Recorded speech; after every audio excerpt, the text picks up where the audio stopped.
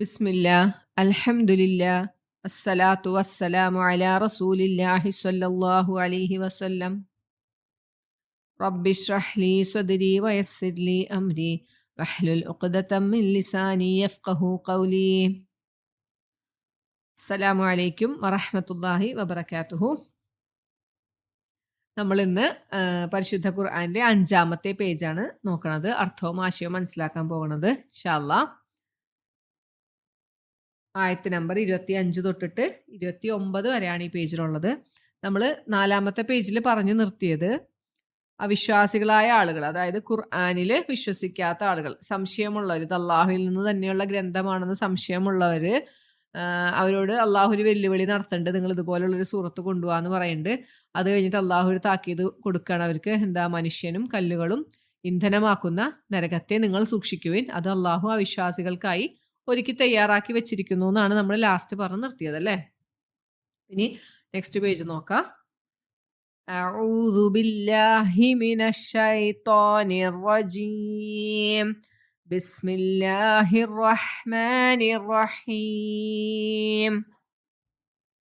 വബശ്ശിരിൽ ലദീന ആമനൂ വഅമിലുസ് സ്വാലിഹാത്തി അന്ന ലഹും ജന്നാത്തിൻ تجري من تحتها الأنهار كلما رزقوا منها من ثمرة رزقا قالوا هذا الذي رزقنا من قبل وأتوا به متشابها ولهم فيها أزواج مطهرة وهم فيها خالدون. ഈ പേജിൽ തുടങ്ങണ തന്നെ അള്ളാഹു ഒരു സന്തോഷ വാർത്ത അറിയിച്ചുകൊണ്ടാണ്. നബി സല്ലല്ലാഹു അലൈഹി വസല്ലമയോട് പറയാണ്, നബിയെ താങ്കൾ വിശ്വസിക്കുകയും സൽക്കർമ്മങ്ങൾ പ്രവർത്തിക്കുകയും ചെയ്തവർക്ക് സന്തോഷ വാർത്ത അറിയിക്കുക. എന്താണ് സന്തോഷ വാർത്ത? താഴ്ഭാഗത്തുകൂടി അരുവികൾ ഒഴുകുന്ന സ്വർഗത്തോപ്പുകൾ അവർക്കുണ്ടെന്ന്, പിന്നെ അതിൽ എന്തൊക്കെ നമുക്ക് കിട്ടും എന്നാണ് പറയുന്നത് കേട്ടോ. അതിൽ നമുക്ക് ഭക്ഷിക്കാൻ നൽകുമ്പോൾ, ആഹാരം നൽകുമ്പോഴെല്ലാം, ഫലങ്ങളിൽ നിന്നും നൽകുമ്പോഴെല്ലാം അവർ പറയും, ഇത് ഞങ്ങൾക്ക് മുൻപ് നൽകപ്പെട്ടത് തന്നെയാണല്ലോ എന്ന് അവർ പറയും. പരസ്പരം പറയും, ഇത് നമ്മൾ മുമ്പ് ഭൂമിയിൽ വെച്ച് കഴിച്ചത് തന്നെയാണല്ലോ എന്ന് അവർ പറയും. അപ്പൊ അള്ളാഹു പറയാണ്, ഇത് നിങ്ങൾക്ക് പരസ്പര സാദൃശ്യമുള്ളതാക്കി തന്നതാണെന്ന്. അത് പിന്നെന്താ പറഞ്ഞേ, അവിടെ നിങ്ങൾക്ക് പരിശുദ്ധരായ ഇണകൾ ഉണ്ടായിരിക്കും, അവർ അവിടെ നിത്യവാസികളായിരിക്കും. ഇതാണ് ഈ ആയത്തിൽ അർത്ഥം പറയണേ. അപ്പൊ എന്താ പ്രവാചകന്മാരെ അയച്ചിട്ടുള്ളത്? ആദ്യം അള്ളാഹു പറഞ്ഞത് സന്തോഷ വാർത്ത അറിയിക്കുക എന്നാണ്, പിന്നെയാണ് താക്കീദിനെ കുറിച്ച് പറയുന്നത്. അപ്പൊ സന്തോഷ വാർത്ത അറിയിക്കുവാനും താക്കീത് ചെയ്യുവാനും വേണ്ടിയാണ് അള്ളാഹു പ്രവാചകന്മാരെ അയച്ചിട്ടുള്ളത് അല്ലേ. അപ്പൊ ഇവിടെ ഒരു സന്തോഷ വാർത്തയാണ് പറയണത്. നമ്മളോട് 2 കാര്യങ്ങളാണ് പറയണത്. വിശ്വസിക്കണം, സൽക്കർമ്മങ്ങൾ ചെയ്യണം. അപ്പൊ ആദ്യം വേണ്ടത് വിശ്വാസമാണ്. വിശ്വസിക്കാത്ത ഒരാള്, അള്ളാഹുവിലോ പരലോകത്തിലോ ഒന്നും വിശ്വസിക്കാത്ത ഒരാള് ഈ ഭൂമിയിൽ എന്തൊക്കെ തന്നെ നല്ല കാര്യങ്ങൾ ചെയ്തിട്ടും കാര്യമില്ല, അവിടെ ചെല്ലുമ്പോൾ ഇതൊന്നും കിട്ടൂല. അപ്പൊ ഈ പറയണ കാര്യങ്ങളൊക്കെ കിട്ടണമെങ്കിൽ ആദ്യം വിശ്വാസം വേണം. ആ വിശ്വസിച്ച കാര്യങ്ങൾ അനുസരിച്ച് നല്ല കാര്യങ്ങൾ നമ്മൾ പ്രവർത്തിക്കുകയും വേണം. അപ്പൊ വിശ്വസിക്കാത്ത ഒരാൾക്ക് നന്മ ചെയ്യണ ഒരാളുണ്ടെങ്കിൽ അവർക്ക് അത് ഇവിടെ തന്നെ അള്ളാഹു അതിനുള്ള പ്രതിഫലം നൽകും എന്നാണ്. അള്ളാഹു ആരോടും ഒരിക്കലും അനീതി കാണിക്കുകയില്ല. നമ്മളൊരു നല്ല കാര്യം ചെയ്താൽ അള്ളാഹു ഒന്നില്ലെങ്കിൽ അത് പരലോകത്തേക്ക് എടുത്തു വെക്കും, അല്ലെങ്കിൽ ഇവിടെ തന്നെ തരും. ഇപ്പൊ വിശ്വസിക്കാത്ത ഒരാൾക്ക് ഒരിക്കലും പരലോകത്ത് ചെന്നിട്ടുണ്ടെങ്കിൽ ഒന്നും ഉണ്ടാവില്ല. അപ്പൊ ആദ്യം വേണ്ടത് വിശ്വാസമാണ്. അതാണ് ഈ ആയത്തിൽ പറയണേ. അപ്പോൾ അവിടെ ചെല്ലുമ്പോൾ സ്വർഗങ്ങൾ ഉണ്ടായിരിക്കുന്നതാണ്, സ്വർഗത്തോപ്പുകൾ. ഒരു സത്യവിശ്വാസികൾക്ക് 4 സ്വർഗത്തോപ്പുകൾ ഉണ്ടെന്നാണ് പറഞ്ഞേക്കണേ അല്ലേ. അപ്പൊ താഴ്ഭാഗത്തു കൂടി അരുവികൾ, നമ്മൾ സ്വർഗത്തിനെ കുറിച്ച് എവിടെ ഖുറാനിൽ പറയുമ്പോഴും ഇങ്ങനെയാണ് പറയുന്നത്, മിൻ തഹ്തിഹൽ അൻഹാർ തജ്രി മിൻ തഹ്തിഹൽ അൻഹാർ. താഴ്ഭാഗത്തു കൂടി അരുവികൾ ഒഴുകുന്ന സ്വർഗത്തോപ്പുകൾ ഉണ്ടായിരിക്കും അവർക്ക്.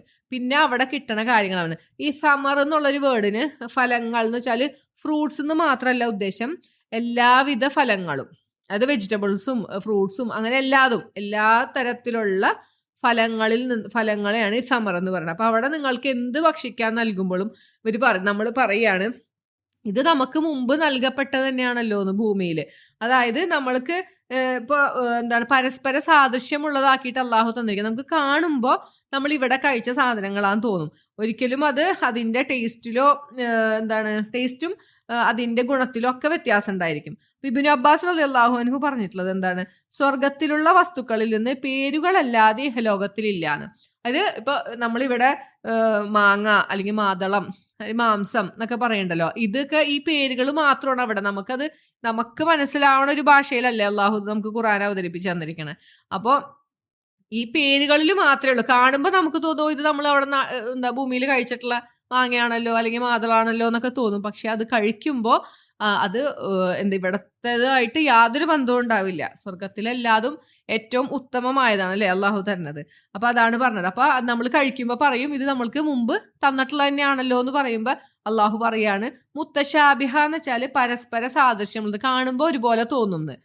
നിങ്ങൾക്കത് പരസ്പര സാദൃശ്യമുള്ളതാക്കി നൽകപ്പെട്ടതാണെന്ന്. പിന്നെ അവിടെ കിട്ടുന്ന കാര്യം എന്താ പറഞ്ഞത്? അസ്വാജും മുത്തഹറ. അസ്വാജ് എന്ന് വെച്ചാൽ ഇണകൾ എന്ന് വെച്ചാല് ഭാര്യയാവാ ഭർത്താവാ അല്ലെ. ഇണകൾക്ക് ഇവിടെ പലതരം കുറവുകളും മനുഷ്യന്മാർക്കുണ്ട് അല്ലേ. അവിടെ നമുക്ക് കിട്ടുന്ന ഇണയ്ക്ക് യാതൊരു വക കുറവുകളും ഇല്ലാത്തതാണ്. അതായത് ശാരീരികമായോ സ്വഭാവപരമായോ അല്ലെങ്കിൽ പ്രകൃതിപരമായോ സൗന്ദര്യം ഒന്നിലും ഒരു കുറവുമില്ല. എല്ലാ വൈകല്യങ്ങളിൽ നിന്നും മാലിന്യങ്ങളിൽ നിന്നൊക്കെ ശുദ്ധമായവരാണ് അവിടെ കിട്ടണ ഇണകൾ. അപ്പൊ അത്രയും പരിശുദ്ധരാക്കപ്പെട്ട ഇണകൾ നിങ്ങൾക്ക് കിട്ടും. പിന്നെ പറഞ്ഞു നിങ്ങൾ അവിടെ നിത്യവാസികളായിരിക്കും. ഇവിടെ ഈ സ്വർഗത്തിലും സ്വർഗക്കാരാണെങ്കിലും നരകക്കാരാണെങ്കിലും അവർക്ക് കിട്ടാൻ പോണത് അവിടുത്തെ ശാശ്വതവാസമാണല്ലേ. അപ്പോൾ ബുഖാരി മുസ്ലിം റളിയല്ലാഹു അൻഹു അവര് ഉദ്ധരിച്ച ഒരു ഹദീസിൽ നബി സല്ലല്ലാഹു അലൈഹി വസല്ലമ പറഞ്ഞതായിട്ട് പറയുന്നുണ്ട്. എന്താണ്? സ്വർഗക്കാർ സ്വർഗത്തിലും നരകക്കാർ നരകത്തിലും പ്രവേശിക്കും. പിന്നീട് ഒരാൾ അവർക്കിടയിൽ രംഗത്ത് വന്ന് ഉച്ചത്തിൽ പ്രഖ്യാപിക്കും. നരകക്കാരെ മരണമില്ല, സ്വർഗക്കാരെ മരണമില്ല, എല്ലാവരും അതതിൽ നിത്യവാസികളായിരിക്കും. അതായത് സ്വർഗത്തിലേക്ക് എത്തിപ്പെട്ടു കഴിഞ്ഞാൽ പിന്നെ നമ്മൾക്ക് അവിടെ യാതൊരു വിഷമമോ ദുഃഖമോ ഒന്നുമില്ല. നമ്മൾ അതിൽ നിത്യവാസികളായി നമുക്ക് ഈ പറയണ എല്ലാവിധ അള്ളാഹു നൽകിയിട്ടുള്ള എല്ലാം നമുക്ക് കിട്ടും എന്നാണ് പറയണ ആയത്തിൽ. പിന്നെ നെക്സ്റ്റ് ആയത്ത് പറയണ എന്താ വെച്ചാല് അള്ളാഹു പറയാണ്, അത് അവിശ്വാസികളോടുള്ളൊരു മറുപടിയാണ് കേട്ടോ പറയണേ. എന്ന് വെച്ചാൽ ഈ ഖുർആൻ അള്ളാഹു ഒരു വെല്ലുവിളിക്കുന്നുണ്ടല്ലേ 9 പേജിൽ. നിങ്ങൾക്ക് ഇതിൽ എന്തെങ്കിലും സംശയമുണ്ട്, ഞാൻ എൻ്റെ അടിയാനെ ഇറക്കിയതിൽ നിങ്ങൾ എന്തെങ്കിലും സംശയത്തിലാണെങ്കിൽ നിങ്ങൾ ഇതുപോലെയുള്ള ഒരു സൂറത്ത് കൊണ്ടുപോകാന്ന് അള്ളാഹു പറയുന്നുണ്ട്. പക്ഷെ ആർക്കും അതുപോലെയുള്ളൊരു ഗ്രന്ഥം കൊണ്ടുവരാൻ ഇതുവരെ സാധിച്ചിട്ടില്ല. അതിന് പല ശ്രമങ്ങളും അന്നത്തെ കാലത്ത് നടന്നിട്ടുണ്ട്, പക്ഷെ ഒന്നും വിജയിച്ചിട്ടില്ല കേട്ടാ. അപ്പോ അന്നത്തെ കാലത്ത് കവികളാണ് കൂടുതൽ ഉണ്ടായിരുന്നല്ലേ. കവിത ഉണ്ടാക്കണേൽ അവര് ഭയങ്കര മിടുക്കന്മാരായിരുന്നു നമ്മൾ നേരത്തെ പറഞ്ഞു. പക്ഷെ ഖുർആൻ എന്ന് പറഞ്ഞിട്ടുണ്ടെങ്കിൽ ഒരിക്കലും ഒരു കവിതയുമല്ല അല്ലെങ്കിൽ ഒരു പാഠം പോലെയുമല്ല അല്ലെ. രണ്ടുമല്ലാത്തൊരു ശൈലിയാണ്. അപ്പൊ ഇതുപോലെ ഒരു ശൈലിയിൽ കൊണ്ടുവരാൻ ആർക്കും ഇതുവരെ സാധിച്ചിട്ടില്ല. എന്നാലും അപ്പൊ ഇവര് തോറ്റു കൊടുക്കൂല. ഉണ്ടാക്കാൻ പറ്റിയില്ലെങ്കിലും അവർ കുറ്റം പറയണതിന് ഒട്ടും മോശക്കാരായിരുന്നില്ല. അപ്പൊ അവര് പറയുന്ന അള്ളാഹു ഇതിൽ ഖുർആനിൽ ഒരുപാട് ഉപമകൾ പറഞ്ഞിട്ടുണ്ട്. എക്സാമ്പിൾസ് അല്ലേ നമ്മൾ കുറച്ച് മുമ്പത്തെ പേജിൽ പഠിച്ചു. മഴ, ഇടി, ഇരുട്ട് ഒക്കെ നമ്മൾ അവിശ്വാസികളെ കുറിച്ചിട്ടൊക്കെ പറഞ്ഞപ്പോൾ ഉദാഹരണങ്ങളായിട്ട് പറഞ്ഞു. അപ്പൊ പിന്നെ അള്ളാഹു പറയുന്നുണ്ട് ഈച്ചയെ കുറിച്ച് പറയുന്നുണ്ട്. അപ്പോൾ അങ്ങനെ പല ഉദാഹരണങ്ങളും പറയുമ്പോൾ അപ്പൊ അവര് പറയും ഇതൊരു അള്ളാഹുവിൽ നിന്നുള്ള ഗ്രന്ഥത്തിന് ഒരിക്കലും യോജിക്കാത്ത, അള്ളാഹുവിന്റെ നിന്ന് അവതരിച്ച ഒരു ഗ്രന്ഥത്തിന്റെ അന്തസ്സിന് നിരക്കാത്തതാണ് ഈ പറയണ ഉദാഹരണങ്ങളൊക്കെ എന്നാണ് അവര് പറയണ കപട വിശ്വാസികൾ. അപ്പൊ അവര് നോക്കുമ്പോ ഈ കൊതുക്, ഈച്ച എന്നൊക്കെ പറഞ്ഞാൽ വളരെ നിസ്സാരമായ സാധനങ്ങളാണ്. അള്ളാഹുവിന് എന്ന് പറഞ്ഞിട്ടുണ്ടെങ്കിൽ ഏറ്റവും വലിയ വലിയ സാധനങ്ങൾ പറയണ്ടേ എന്നൊക്കെയാണ് അവർ ചിന്തിക്കണത്. പക്ഷെ അള്ളാഹുവിനെ സംബന്ധിച്ചിടത്തോളം ഒരു കൊതുവിനെ ഉണ്ടാക്കണതും അല്ലെങ്കിൽ ഇവർ ഉദ്ദേശിക്കുന്ന തരത്തിലുള്ള എന്തൊരു വലിയ സാധനത്തിനെയും നമുക്കൊരു ഭയങ്കര ഉണ്ടാക്കാൻ ബുദ്ധിമുട്ടെന്ന് നമ്മൾ വിചാരിക്കുന്ന സാധനത്തിനെയും അള്ളാഹുവിന് ഉണ്ടാക്കാൻ രണ്ടും ഒരേപോലെയാണ് അല്ലെ. കുൻ എന്ന് പറഞ്ഞാൽ മതി, ഉണ്ടാകൂ എന്ന് പറഞ്ഞാൽ ഫയക്കൂൻ, അപ്പോൾ അത് ഉണ്ടാകുന്നു എന്നാണ്. അപ്പൊ അള്ളാഹുവിനെ സംബന്ധിച്ച് കൊതുകാണെങ്കിലും ഇനി എന്ത് വലിയ സാധനങ്ങളാണെങ്കിലും ഒക്കെ ഉണ്ടാക്കാൻ ഒരു പ്രയാസവുമില്ല. അപ്പൊ അള്ളാഹു അതിന് മറുപടി പറയാണ്, അള്ളാഹു ഒരിക്കലും ലജ്ജിക്കുകയില്ല ഏതൊരു വസ്തുവിനെ ഉപമയാക്കുക എന്ന്. എക്സാമ്പിൾ ആയിട്ട് പറയാൻ അള്ളാഹുക്ക് ഒരു മടിയില്ല, ഒരു നാണക്കേടും ഇല്ല എന്ന് അള്ളാഹു പറയാണ്. അതൊരു കൊതുകാകട്ടെ അല്ലെങ്കിൽ അതിന് മുകളിലുള്ള ഒരു സാധനമാകട്ടെ, അതിനെക്കുറിച്ച് ഉപമയാക്കി പറയാൻ അള്ളാഹുക്ക് ഒരു ലജ്ജയുമില്ല. അപ്പൊ വിശ്വാസികൾ എന്ത് ചെയ്യും? വിശ്വാസികൾക്ക് അറിയാതെ അള്ളാഹുവിൽ നിന്നുള്ള യാഥാർത്ഥ്യമാണെന്ന് അറിയുന്നത് കൊണ്ട്, ഹക്കാണെന്ന് അറിയണോണ്ട് അവര് അതില് വിശ്വസിക്കും. ഇനി അല്ല വിശ്വസിച്ചവരെന്താ പറയാ? അവര് പറയും, ഓ ഇതെന്തൊരു ഉപമയാണിത്, ഇങ്ങനെ ഈ ഒരു ചെറിയ സാധനത്തിനെ വെച്ചിട്ടാണോ അള്ളാഹു ഉപമയാക്കണേ, ഇതുകൊണ്ട് എന്താണ് അള്ളാഹു ഉദ്ദേശിക്കണത് എന്നൊക്കെ പറഞ്ഞിട്ട് അവര് കളിയാക്കും. അപ്പൊ അള്ളാഹു പറയാണ്, ഇങ്ങനെ ഒരു ഉപമ, ഏതൊരു ഉപമ നൽകുമ്പോഴും അതുമൂലം ഒരുപാട് പേരെ അള്ളാഹു നേർമാർഗത്തിലാക്കുന്നു, ഒരുപാട് പേരെ അള്ളാഹു വഴിപിഴവിലാക്കുന്നു. അപ്പൊ വഴിപിഴവിലാക്കണ ആൾക്കാരെ കുറിച്ച് അള്ളാഹു പറയാണ്, തോന്നിയവാസികളെ അല്ലാതെ അള്ളാഹു ഒരിക്കലും വഴിപിഴവിലാക്കൂലെന്ന്. അള്ളാഹു ഒരിക്കലും അനീതി ചെയ്യൂല.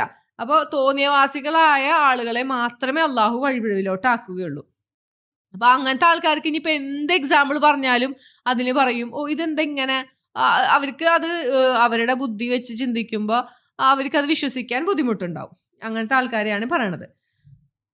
പിന്നെ അടുത്തൊരായത്തെന്ന് പറയണത് എന്താ, അള്ളാഹു ആരാണ് നഷ്ടക്കാർ എന്നാണ് അള്ളാഹു പറയണത് കേട്ടോ. അപ്പൊ എന്താ അതിൽ പറഞ്ഞ الذين ينقضون عهد الله من بعد ميثاقه ويقطعون ما أمر الله به أن يوصل ويفسدون في الأرض أولئك هم الخاسرون. ഇതില് അഹദ് എന്നൊരു വാക്കുണ്ട്. അഹദ് എന്ന് വെച്ചാൽ കരാറ്, ഉടമ്പടി എന്നൊക്കെ അർത്ഥമുണ്ട്. ഇവിടെ അർത്ഥം പറയണത് രാജാവിന്റെ ഉത്തരവ് എന്നൊരർത്ഥമുണ്ട് അഹദ് എന്ന് വെച്ചാൽ. അപ്പൊ ഇവിടെ ഉദ്ദേശിക്കുന്നത് അള്ളാഹു, രാജാതിരാജനായ അള്ളാഹുവിന്റെ ഉത്തരവ് എന്നാണ് ഇവിടെ അഹദിന്റെ അർത്ഥം. പ്രതിജ്ഞ, കൽപ്പന, പരിചയം, ഉത്തരവാദം, അങ്ങനെ ഒരുപാട് അർത്ഥങ്ങളുള്ള വാക്കാണ്. അത് ഓരോ സന്ദർഭത്തിനനുസരിച്ച് മാറിക്കൊണ്ടിരിക്കും. അപ്പൊ അള്ളാഹു പറയണത് നഷ്ടക്കാരായ ആളുകളെ കുറിച്ചാണ് പറയണത്. ആരാണ് നഷ്ടക്കാര്? അപ്പൊ അവര് ഒന്നാമത്തെ പറയാണ്, അവരെ പറ്റി പറയണത് എന്താ, അള്ളാഹുവുമായി അവര് കരാർ ഉറപ്പിച്ചതിനു ശേഷം ലംഘിക്കും, അങ്ങനത്തെ ആൾക്കാര്. പിന്നെ പറഞ്ഞ കാര്യം എന്താ, അള്ളാഹു കൂട്ടിയോജിപ്പിക്കാൻ പറഞ്ഞ കാര്യത്തിനെ അവര് മുറിച്ചു കളയും, ഭൂമിയിൽ കുഴപ്പമുണ്ടാക്കും. ഈ 3 കാര്യങ്ങൾ, ഇങ്ങനത്തെ ആൾക്കാരാണ് ആര്, നഷ്ടക്കാരെന്നാണ് അള്ളാഹു പറയണത്. അപ്പോൾ ആദ്യം പറഞ്ഞ കാര്യം എന്താ, അള്ളാഹുമായി കരാർ ഉറപ്പിച്ചതിനു ശേഷം അവർ അതിനെ എന്താണ് ലംഘിക്കും എന്ന് പറഞ്ഞു അല്ലെ. അപ്പൊ അതിലെന്താ പറയണതെന്ന് വെച്ചാല്, നമ്മള് ആദം നബി അലൈഹി സ്വലാമിനെ സൃഷ്ടിച്ചതിന് ശേഷം അള്ളാഹു അദ്ദേഹത്തിന്റെ സന്തതികള് എല്ലാവരെയും കൂടി ഒരുമിച്ച് കൂട്ടിയിട്ട്, റൂഹുകളൊക്കെ അള്ളാഹു നേരത്തെ സൃഷ്ടിച്ചു വെച്ചിട്ടുണ്ടല്ലേ, ആലമുൽ അർവാഹിൽ അല്ലെ, റൂഹുകളുടെ ഒരു ലോകമുണ്ട്. അപ്പൊ അവിടെ വെച്ചിട്ട് എല്ലാവരെയും സൃഷ്ടിച്ചിട്ടുണ്ട്. അപ്പൊ അള്ളാഹു എന്നിട്ട് ഇവരെല്ലാവരെയും കൂടി കൂട്ടിയിട്ട് ചോദിക്കുന്നുണ്ട്, ഞാനല്ലയോ നിങ്ങളുടെ രക്ഷിതാവ് എന്ന് ചോദിക്കുന്നുണ്ട്. സൂറത്ത് അഅറാഫ് 172 അതിനെക്കുറിച്ച് പറയുന്നുണ്ട്. അപ്പൊ അതിൽ അള്ളാഹു പറയുന്നുണ്ട്, എന്താ, നിങ്ങൾ അന്ത്യനാളില് ഇതിനെ, ഖിയാമത്ത് നാളിൽ നിങ്ങൾ ഇതിനെക്കുറിച്ച് അശ്രദ്ധരായിരിക്കും എന്നതുകൊണ്ടാണ് ചോദിക്കണേന്ന് പറയുന്നുണ്ട് ആയത്തില്. അപ്പൊ ചോദിക്കുമ്പോ എല്ലാവരും സമ്മതിച്ചിട്ടുണ്ട്, അതെ അള്ളാഹു ആണ് ഞങ്ങളുടെ രക്ഷിതാവ്, അപ്പൊ അള്ളാഹു പറഞ്ഞനുസരിച്ച് ജീവിച്ചോളാം എന്ന് പറഞ്ഞിട്ടാണ് നമ്മൾ ഭൂമിയിലേക്ക് വന്നിട്ടുള്ളത്. അത് കഴിഞ്ഞിട്ടാണ് ഇവിടെ വരുമ്പോൾ ഈ കപടവിശ്വാസികളും അവിശ്വാസികളും ഒക്കെ ആയിട്ട് മാറണത്. അതാണ് അള്ളാഹുവുമായിട്ടുള്ള കരാർ ഉറപ്പിച്ചതിന് ശേഷം ലംഘിച്ചു എന്ന് പറയുന്നത്. അതാണ് നമ്മളെല്ലാവരും അള്ളാഹുവിനോട് സമ്മതിച്ച കാര്യമാണ്. അപ്പൊ അതൊരു കാര്യം. പിന്നെ പറയണത് അള്ളാഹു ചേർക്കാൻ കൽപ്പിച്ചതിനെ മുറിച്ചു കളയും എന്ന് പറഞ്ഞത് നമ്മളുടെ ഇവിടെയുള്ള ബന്ധങ്ങളാണ്. കുടുംബ ബന്ധങ്ങൾ, അയൽവാസികളുമായുള്ള ബന്ധം അല്ലെ, അയൽവക്ക ബന്ധം, പിന്നെ സാമൂഹിക ബന്ധങ്ങൾ, മതപരമായുള്ള ബന്ധങ്ങൾ, അങ്ങനെ രക്തബന്ധങ്ങൾ, അങ്ങനെ ഒരുപാട് കാര്യങ്ങളുണ്ട് അല്ലെ. അപ്പൊ അതിൽ അള്ളാഹു പറയണത്, ഇപ്പൊ നമ്മൾ ഒരാള് എല്ലാം നമസ്കാരം, നോമ്പ്, സക്കാത്ത് ഇതെല്ലാം കൊടുക്കും, കൃത്യമായി ചെയ്യും, സുന്നത്തുകൾ ചെയ്യും, എല്ലാം ചെയ്യുന്ന ആളാണ്. പക്ഷെ കുടുംബ ബന്ധം മുറിച്ചിട്ട് ഉണ്ടെങ്കിൽ കാര്യമുണ്ടാ? ഇതൊന്നും അള്ളാഹു സ്വീകരിക്കൂല. അപ്പൊ കുടുംബ ബന്ധത്തിനും അയൽവക്ക ബന്ധത്തിനെയും കുറിച്ച് ഒരുപാട് ഹദീസുകൾ ഉണ്ടല്ലേ. കുടുംബ ബന്ധം മുറിച്ചവൻ ഇരിക്കുന്ന സദസ്സിലെ പ്രാർത്ഥന അള്ളാഹു സ്വീകരിക്കൂല എന്നാണ് പറഞ്ഞേക്കണേ. അതുപോലെ തന്നെ അയൽവാസികളുമായിട്ടുള്ള ബന്ധത്തെക്കുറിച്ച് പ്രവാചകൻ പറഞ്ഞിട്ട്, അയൽവാസികളോടുള്ള കടമകൾ അള്ളാഹു പറയണത് കേട്ടപ്പോ എന്താണ്, അനന്തര സ്വത്തിൽ നിന്നും അവർക്ക് കൊടുക്കേണ്ട വരുമോന്ന് വരെ നബി സല്ലല്ലാഹു അലൈഹി വസല്ലമ വിചാരിച്ചിട്ടുണ്ടെന്ന്. കാരണം അത്രയും ബന്ധമാണ് അയൽവക്ക ബന്ധം എന്ന് പറയണത്. അപ്പോൾ ഈ ബന്ധങ്ങളെല്ലാം മുറിച്ച് കളഞ്ഞിട്ട് ബാക്കി എല്ലാ ഇബാദത്തുകളും കയ്യിലുണ്ടായിട്ട് കാര്യമുണ്ട്? അതൊന്നും കൊണ്ട് ചെന്നിട്ട് അവിടെ ഒരു കാര്യവുമില്ല. അപ്പോൾ അവര് നഷ്ടക്കാരാണ്. ബാക്കി ഇവിടെ എന്ത് സമ്പാദിച്ചിട്ട് അങ്ങോട്ട് ചെന്നിട്ടും ഈ പറയുന്ന ബന്ധങ്ങളൊക്കെ മുറിച്ച് കളഞ്ഞ് അയൽവക്കമായിട്ട് യാതൊരു ബന്ധമില്ല, വഴക്കാണ്. അല്ലെങ്കിൽ കുടുംബത്തില് ഇപ്പൊ കുടുംബ ബന്ധം ചേർക്കാന്ന് പറഞ്ഞാൽ, അല്ലെങ്കിൽ എന്താ, നമ്മളുമായിട്ട് നല്ല രീതിയിൽ നിൽക്കുന്ന ഒരാളോട് പോയിട്ട് പിന്നെ പ്രത്യേകിച്ച് ബന്ധം ചേർക്കാനില്ല അല്ലെ. നമ്മുടേതായ തെറ്റുകൊണ്ടല്ലെങ്കിലും അപ്പൊ അവരുടെ തെറ്റുകൊണ്ടാണ് ഈ പിണക്കം ഉണ്ടായിട്ടുള്ളതെന്ന് വെക്കുക. അപ്പൊ നമ്മൾ പറയാൻ പാടില്ല എൻ്റെ ഒരു തെറ്റുമില്ല, ഞാൻ പെർഫെക്റ്റ് ആണ്, അവരിങ്ങോട്ട് വന്ന് മിണ്ടട്ടെ എന്ന് വിചാരിക്കലല്ല കാര്യം. ഈ ബന്ധം നമ്മുടെയിലാണ് ശരിയെങ്കിൽ കൂടിയും നമ്മൾ അവരുടെ അടുത്ത് പോയി ആ ബന്ധത്തെ പുനഃസ്ഥാപിക്കണം. അതാണ് പറയണത്, ബന്ധം ചേർക്കുക എന്ന് പറഞ്ഞാൽ അതാണ്. അല്ലാണ്ട് ഒരു പ്രശ്നവും ഇല്ലാണ്ട് നല്ല രീതിയിലിരിക്കുന്ന ആൾക്കാർ തമ്മിൽ പ്രത്യേകിച്ച് ബന്ധം ചേർക്കേണ്ട കാര്യമില്ലല്ലോ. അപ്പോൾ കുടുംബ ബന്ധത്തിന് അത്രയും പ്രാധാന്യമുണ്ട്. നമ്മളോട് തെറ്റിയിരിക്കുന്ന ആളുകളോട് നമ്മൾ അവിടെ ചെന്ന് അവരോട് നല്ല രീതിയിലാവാൻ ശ്രമിക്കണം. ഇനി അവരെത്ര മോശമായി നമ്മളോട് പെരുമാറിയാൽ കൂടിയും അങ്ങനെ തന്നെയാണ് വേണ്ടത്. അപ്പോൾ അതാണ് നഷ്ടക്കാരുടെ ഒരു രണ്ടാമത്തെ കാര്യം. അതാണ് പറഞ്ഞല്ലേ, അള്ളാഹു ചേർക്കാൻ കൽപ്പിച്ചതിനെ അവർ മുറിച്ചു കളയും. പിന്നെ പറയുന്നത് ഭൂമിയിൽ കുഴപ്പമുണ്ടാക്കുന്ന ആളുകൾ. നമ്മൾ ആദ്യം പറഞ്ഞു അല്ലേ, അവരോട് കപടവിശ്വാസികളോട് നിങ്ങൾ നല്ലത് ചെയ്യാൻ പറഞ്ഞ അവരോട് ഞങ്ങൾ നന്മ മാത്രമാണ് ചെയ്യണേ. പക്ഷെ അള്ളാഹു അപ്പം തന്നെ പറയുന്നുണ്ട്, അല്ല അവർ തന്നെ ആകുന്നു കുഴപ്പക്കാർ എന്ന് പറയുന്നുണ്ട്. അങ്ങനെ ഭൂമിയിൽ കുഴപ്പമുണ്ടാക്കുന്ന ആളുകളും ഈ മൂന്ന് കൂട്ടരുമാണ് നഷ്ടക്കാരെന്ന് അള്ളാഹു നമുക്ക് പറഞ്ഞു തന്നിട്ടുള്ളത്. പിന്നെ അള്ളാഹുവിൻ്റെ ഒരു ചോദ്യമാണ്, നിങ്ങൾ എങ്ങനെയാണ് അള്ളാഹുവിനെ അവിശ്വസിക്കുക എന്നാണ് ചോദ്യം. അതിൻ്റെ അവിശ്വസിക്കാൻ നിങ്ങൾക്ക് എന്ത് ന്യായമാണുള്ളത് എന്നാണ് അള്ളാഹു ചോദിക്കണത്. എന്തുകൊണ്ടാണ്? നിങ്ങൾ നിർജീവമായ ഒരു അവസ്ഥയിലായിരുന്നു, ഒന്നുമല്ലാത്തൊരവസ്ഥയിൽ നിന്നാണ് നമ്മളെ അള്ളാഹു സൃഷ്ടിച്ചതല്ലേ. സൂറത്തുൽ ഇൻസാൻ നമ്മൾ എല്ലാ വെള്ളിയാഴ്ചയും സുബഹിക്ക് പാരായണം ചെയ്യുന്ന സൂറത്താണ്. അതിലെന്താ അള്ളാഹു ആദ്യം തന്നെ പറഞ്ഞത്? ഹൽ അതാ അലൽ ഇൻസാനി ഹീനും മിനദ്ദഹ്രി ലം യകുൻ ശൈഅൻ മദ്കൂറാ.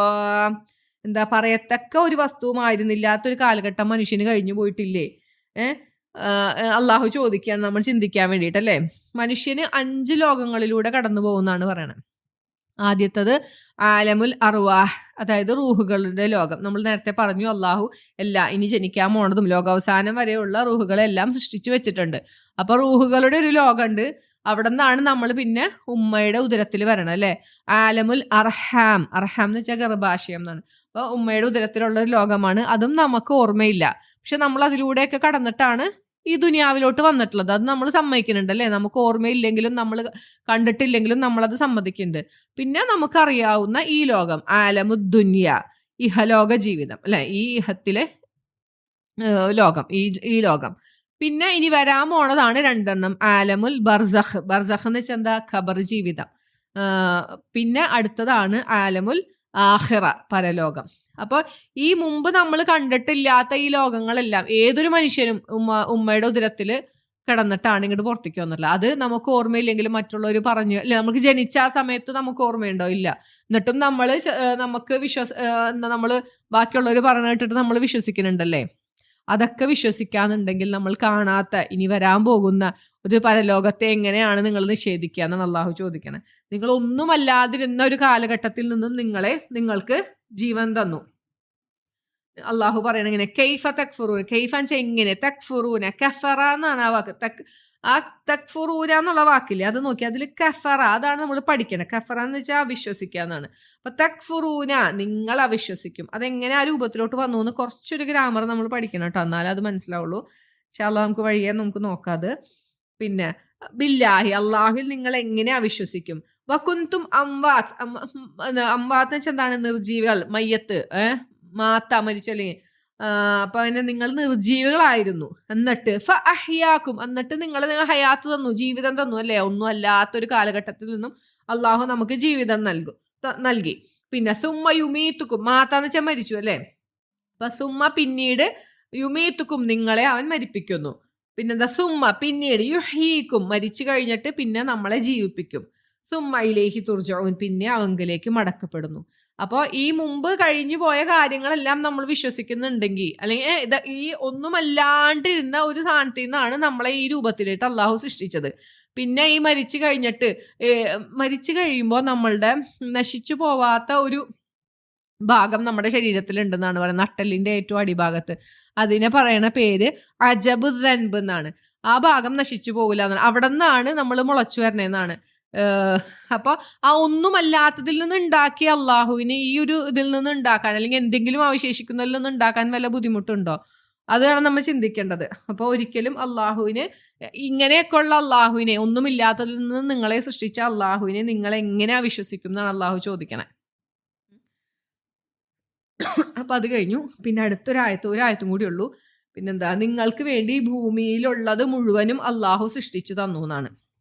ഈ ഭൂമിയിൽ അള്ളാഹു സൃഷ്ടിച്ചിട്ടുള്ള എല്ലാ വസ്തുക്കളും മനുഷ്യന് വേണ്ടി സൃഷ്ടിച്ചതെന്നാണ് പറഞ്ഞിട്ടുള്ളത്.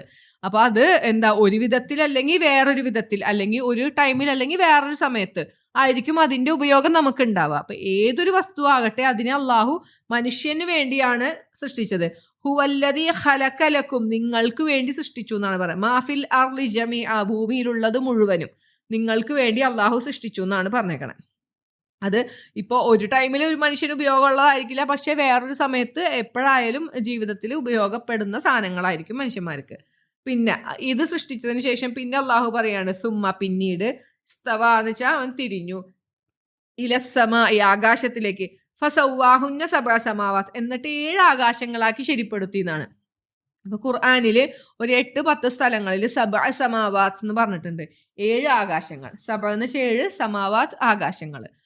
അപ്പോൾ നമ്മളുടെ ഇപ്പോഴത്തെ ശാസ്ത്രജ്ഞന്മാരൊന്നും ഈ 7 ആകാശങ്ങളെ കണ്ടുപിടിച്ചിട്ടില്ല. പക്ഷെ അള്ളാഹു ഇതിനെ സൃഷ്ടിച്ച അള്ളാഹു ആവർത്തിച്ച് നമ്മളോട് പറയുന്നുണ്ട് എന്താ, 7 ആകാശങ്ങൾ ഉണ്ട് എന്ന്. അപ്പൊ നമ്മൾ അതിൽ വിശ്വസിക്കുകയാണ് വേണ്ടത്. അപ്പൊ അള്ളാഹു ആകാശത്തിലേക്ക് തിരിഞ്ഞു, അതിനെ ശരിപ്പെടുത്തി. വഹുവ ബികുല്ലി ഷൈഇൻ അലീം, അള്ളാഹു ആകുന്നു എല്ലാ കാര്യത്തെക്കുറിച്ചും അല്ലെങ്കിൽ എല്ലാ വസ്തുക്കളെ കുറിച്ചും അറിയുന്നവനാകുന്നു അള്ളാഹു. അങ്ങനെയാണ് ഈ പേജ് അവസാനിക്കണത്. പിന്നെന്താ, അപ്പൊ ഇത്രയേ ഉള്ളൂ ഈ പേജിൽ. അപ്പൊ നമുക്കൊന്നുകൂടി നോക്കാം. ആദ്യത്തെ ആയത്തിൽ പറയുന്നത് അള്ളാഹു ഒരു സന്തോഷ വാർത്തയാണ് അറിയിക്കണം അല്ലെ. വിശ്വസിക്കുകയും സൽക്കർമ്മങ്ങൾ ചെയ്യുന്നവർക്ക് എന്താ അള്ളാഹു സ്വർഗത്തോപ്പുകൾ ഒരുക്കി വെച്ചിട്ടുണ്ട്. നമുക്ക് അവിടെ എന്തൊരു ഫലം നൽകുമ്പോഴും നമ്മൾ പറയും ഇത് ഞങ്ങൾക്ക് ഭൂമിയിൽ കിട്ടിയത് തന്നെയാണല്ലോ, നമ്മൾ പണ്ട് കഴിച്ച മാങ്ങയാണല്ലോ അല്ലെങ്കിൽ മാതറാണല്ലോ എന്നൊക്കെ പറയും.